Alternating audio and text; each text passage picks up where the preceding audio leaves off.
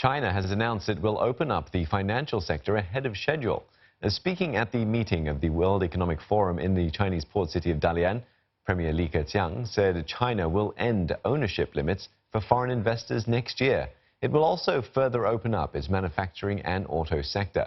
This comes a year ahead of original plans and now signals a quickening up of pace in foreign investment, alongside Beijing's attempt to stall an economic slowdown and its battle against trade tariffs. But Mr. Li warned that China would not be engaging in massive stimulus measures despite the economic headwinds.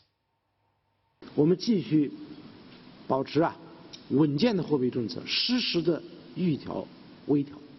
我们不会搞大水漫灌式的强刺激，不会搞那些不顾或者对未来产生负面影响的措施。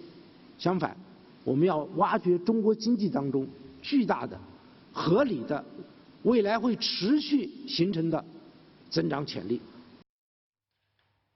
Foreign investment banks, including Morgan Stanley and Citigroup, have been lobbying hard to own majority stakes in onshore securities joint ventures in China. And Citi has welcomed Beijing's move. Not so positive with investor reaction. The Shanghai Composite ended trade in negative territory, but heavy trading among the financial stocks.